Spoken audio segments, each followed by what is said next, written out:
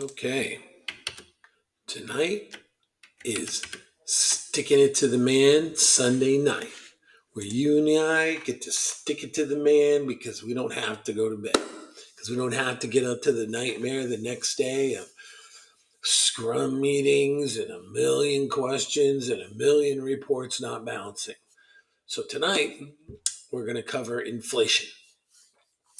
So this has been in the back of my mind. I mean, what's been in the back of my mind today has been the bloodbath that's going to be tomorrow.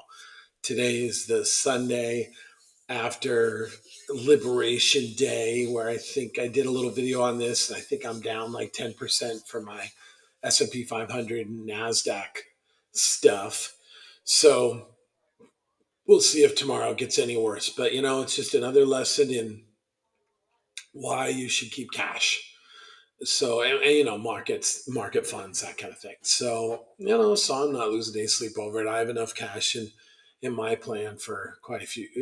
I think in my absolute cash, I have around 100, maybe 200,000, which right now is enough for plenty of years. But good 7 years.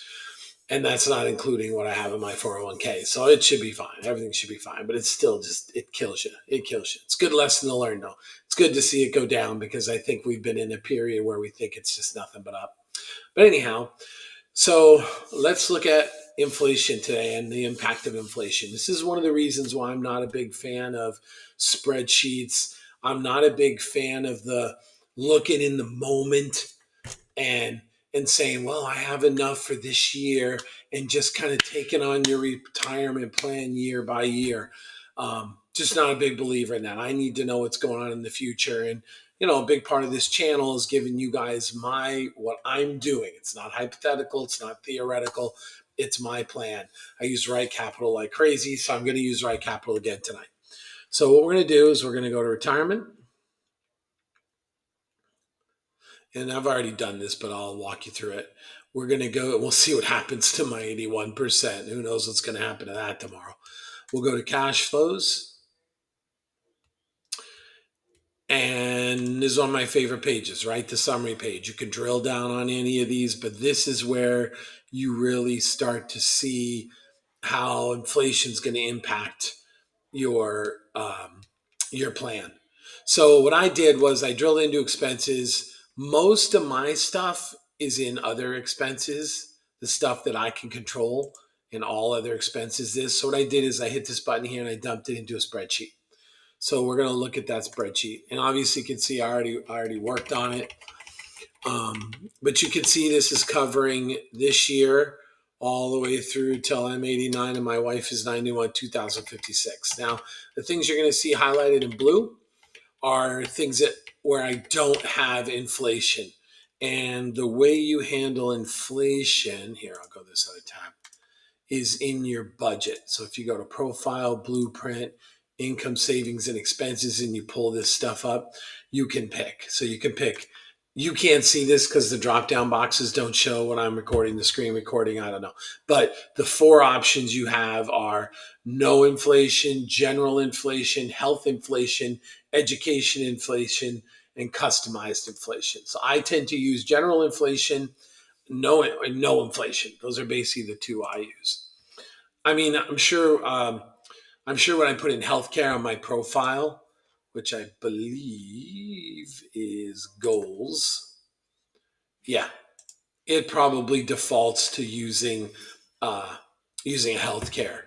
So we can even look at that theoretically tonight. But the most important thing about these sessions is to make you think and to make you look at your plan. Really, my goal is more than entertainment, right? I want you to do this stuff. I want you to go out there and put these numbers in. And I'm putting up my numbers so you can see how people deal with real plans and the real challenges I have and the real issues I have to work through. And maybe it'll trigger some of your ideas, and maybe you'll even put some comments in the section to let me know what your thoughts are. So tonight, what we're doing is I'm really focusing on inflation. So what I did is using that button, I dumped this into Excel, and And this is kind of a great way to look at your budget too over years. It's just a little easier. So you can see I've highlighted the ones in blue here that I obviously have no inflation for. So house and emergency repairs, no inflation. I'm just saying 6,000 a month or 6,000 a year, 6,000 a month. 6,000 a year, and I think that's fine. Like I feel pretty comfortable with that because also what I'm well, we'll talk about that later. 2,400 a month is my just house stuff like appliances, things like that. The reason you don't see in 2025, it should be in 2025, in 2026 is I already have enough for uh, I've already saved that enough. So I'm not going to store more than 2 years worth of this. So I'm never going to have more than 12,000 in this bucket and 4,800 in that bucket. So that's probably why I have zero here. I probably pushed this out 2 years knowing I wasn't going to put any in this year, next year. And then what'll happen is as this goes down, I'll add back into it. But for planning purposes, it's going to go all the way through till I'm 78, and the reason for that, in case you're wondering, says that's when we go into Cedar Crest, the long-term care plan. I have a whole nother video for that coming. You haven't seen it yet at the time I issue this, but I do have a whole long-term care video actually showing the place and the costs and all that good stuff. So let's just take a look. You'll see at the bottom here, I have a total. That total is just taking my last year of that expense minus the first year of that expense, and that theoretically should be the amount of inflation. So what's interesting to see is that over the entire duration of my plan, my yearly budget goes up $97,000 just due to inflation over 30 years. Now, I'm going to look at some of these numbers and put like my own sanity check on them because I don't think some of these numbers are going to be this high, but who knows? And that's the thing. When you watch people that just plan like month by month without some kind of software or something, like doing this planning to me is impossible. So I don't know, I think you got to get out there. You got to have software. You've got to, if you want to try and attempt a spreadsheet for stuff like this, that's fine too. But I attempted it and I spent a lot of hours on it, and in the end, I was happy with it. But one little formula mistake, and you're screwed. Okay, so real quick, let's just go over the ones that are kind of fixed. My charity is fixed. That's the food organization that we give to for underprivileged kids. This is just charity to church and other things. Gifts to family, those things are fixed. And I can always bump them up. I mean, as things go fine, we'll give more. Today we give more than this, so this is just a number for me. It's house lawn service, that's fixed at 480, $500 a year. That's fine. That's just supplies. I do my own lawn, which is actually probably a hole in my plan because at one point I'm not going to be able to do it. Cedar Crest does it for you, but it's a small hole. If it's a hole, it's a small hole. This is this is vacation funds after 77, I believe. Yeah, year of 77. So that's interesting because I thought I had my I have my special vacation fund ending at 76. I should probably adjust that to be 77. So that's probably something I should change because I don't know how much $3,600 is going to buy me. Because if I go if you were to go in that budget, it would say 3,600. If I were to go in and change it to use inflation, what it would do is it would start here and it would take the 3,600, even though these are all zeros, and this would probably turn into like $5 or $6,000 due to the amount of time that would have passed between. Even though I'm saying don't do it till 77, Right Capital will still figure out the amount of inflation that it will apply when I'm 77. Okay, let's cruise through here. Okay, so that's all the categories that are fixed. Whether they're fixed or not, I don't know. Whether they should be, I think most of them are okay. Let's just start going through some of these and sanity checking them. So house and water didn't go up much, $150, so it's not gonna kill me. This went up a lot. Like I'm gonna be kind of surprised if my electric, and phone go up to 7,300. Now the reason it stops at 77 is because all this stuff is included in Cedar Crest. Like that's a pretty big number, right? Like I guess it's hard. I mean, I'm not going to change anything. It's just kind of just talking about it. But you think about it, that's 7,365 divided by 12. I mean, that's like $600 a month. That just seems a lot, but I'm still going to leave it. It's just kind of a good way to look at your plan, start thinking about it. Like, even like gas, I mean, if anything, I think gas consumption will go down in these years, not because the price of gas will go down. Hopefully, if everything pans out, we'll all be driving. There'll be self-service robo taxis, so my gas expense will go to almost nothing. Where they'll just drive up, pick me up, and take me to where I need to go, and then pick me up. So, I mean, obviously, I won't do that all the time, but it should reduce my monthly expense. Um, Car repairs, again, that seems like a massive car repair. Food after kids leave, again, I don't know, food, we're always going to need food, entertainment out. So you look at some of these things, like this is entertainment in, this is post 78, which is kind of interesting, right? It's almost like the same amount as pre 78, but because of inflation hitting it so hard, it ends up being 3,349. Clothing, again, I don't see myself spending 4,000 a year on clothing. I think so. So if you listen to some of the a few of the retirement guys, they'll say your spending decreases over time. So I don't know. I mean, this is inflation. This is assuming the same rate. I think it'll be lower. Miscellaneous expenses will definitely be lower. I mean, we're going to talk a little bit. I'm going to do a whole series on margin, how to create margin in your plan, and this is part of my margin right here. Hair, I mean, this is kind of crazy, right? I could probably reduce this. I can't imagine spending $200 a month on hair, even in the future. I'll just get out scissors and cut it myself. Okay, so some of the big inflation numbers are. I have a miscellaneous expenses after 77. Obviously, that's a bigger number, so that gets up to a lot.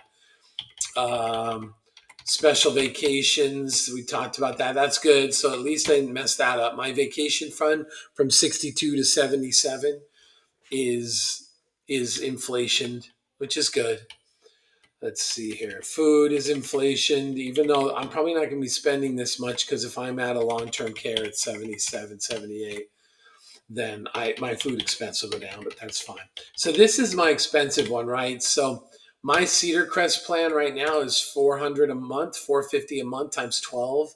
So what do I have in there? Oh no, plus it's almost 6,000 a month. So that's 72,000 as of today's numbers. Like if I go look at my long-term care plan, the facility that I want to go to, which is really, it's full independent living, where you have an apartment, essentially, it's all yours, and then all the way to full care.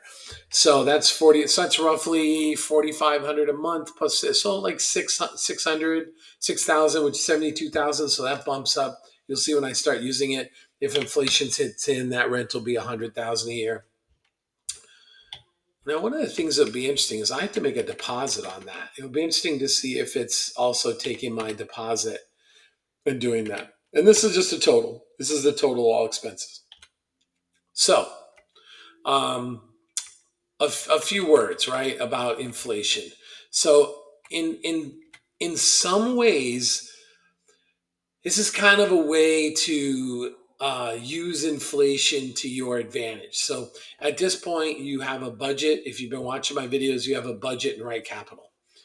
So, the right capital budget is based on the numbers you keyed in here, or that I keyed in, that hopefully you're keying into. Now, one of the ways you can kind of trick yourself into saving some money is what should happen is in December of this year. What I should do is say, okay, in December of this year, what I should do is I should take these numbers, I can dump this in a spreadsheet, and actually, what should I be doing? For 2026, I should be going in and upping all these numbers with inflation. So what I should be doing, come on, right capital, come up, there we go, is in December of this year, what I should do is I should go into Profile Blueprint and I should say, okay, food before kids leave. And remember, this was last year. I've already tricked inflation a little bit because I put all this in January, well, before then, but it existed in January 2024. But I didn't go change all this stuff. I left it. So what I should have done, what I'll do in December, if I want to, is in December I'll say, well, this is 1,100, but according to Right Capital, next year, oh, it's 1,100 times 12. Let me just look for that number. Times 12 is 13,200. So it should be food in here somewhere. Let's see if we can find it. Food. There it is. So food, 13,200. I'll scoot over a little bit here because I don't know where I'm going to put my face on the video. Okay, so what I should be doing is in December of this year, which you should be doing too, if you're going to do this, you should go take this 13,596, go into here, take 13,596 divided by 12. And what this should be coming is, this should become 1133. So this should become 1133. So here's the trick, right? Now remember, and you're tracking all this stuff too. You haven't seen this yet, but I have a whole video on that too. So remember, you're tracking your stuff in a budget. And what's happening is Right Capital, you're attaching it to your accounts, and Right Capital is figuring it out. So you're on your game. You're every month going in here and just looking to see, hey, how am I doing this month? You're not doing it with your spreadsheets or anything crazy like that. You're letting Right Capital do all the work for you. So if you're tracking this, then you're gonna live your life according to this. Not so much, but you're gonna say, hey, listen, things are getting out of control here, or things are fine. So in essence, the inflation hack that I thought of, which I'm gonna do, is a small inflation hack for you and for me can be, don't put the new number in. So what I'm going to do is I'm going to leave it at these numbers, right? So every year, like if I should add this up and do it, I should add up, well, what's the difference? If I do that hack, right, that little hack where I say, you know what, I'm not moving up the car repairs. I'm not moving up my animal expenses. I'm not moving up. Well, what's the difference? Let's check it out. So let's say the difference, this is just a 1 year hack, right? I can say equal this minus this. So look what I would have done. I just found $6,900. Now, listen, I know that's not realistic or whatever, but how much of even retirement planning and spending is just training your mind to do the right thing? So if you don't add in this inflation, but you keep living, well, not living. I hope you're living. Well, if you keep living on your budget, what's that going to do for you?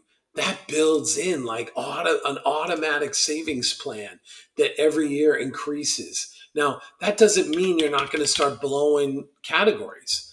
Like you may be in here and go, oh man, my food is going up all the time. So you know what you should do? You should up your food budget. You don't want to stop eating or, but you'll say, hey, I've noticed it on a monthly basis, and you can even do that in this screen. You can say, hey, for the last, we would do, let's just say 3 months or whatever. For the last 3 months, I've noticed that my clothing is always higher than it, or not my clothing, let's say food. My food is always higher than it should be. Well, what's that? That should be indicative of the inflation that you're seeing. But if you just keep using that same number until you have to move it up, that's probably like a guaranteed trick. Like you're tricking yourself almost to save some money. There's also ways. I also have other cushion in here, which I'm going to do a whole thing on margin. But this is cushion on your account because I know once I hit 12,000, I'm going to stop putting in. Same with this. So you have this ability there are certain margins, and same with miscellaneous, right? So if you look at miscellaneous expenses, I actually make my miscellaneous higher than it needs to be. I took 12 months, which there's going to be a video on that too. I took 12 months and just took the highest month. Or did I take the average? Well, I think I may have even taken, well, no, you know what it is? I took, I think I looked for an average but went higher. So now you're building in that. That could be like, if you look at the difference between these, that's like $1,000 just in that. So if you stick to this, even you're incrementing your odds of success to be better and better and better. So that was basically my thoughts on inflation. I was curious, some of these numbers, I don't know. We'll see. We'll see what inflation does. I could actually, that's one thing this Right Capital is not particularly good at. Um, right Capital is all about predicting, right? It's not good at looking at past, which is kind of funny, right? Because the numbers are here in the budget.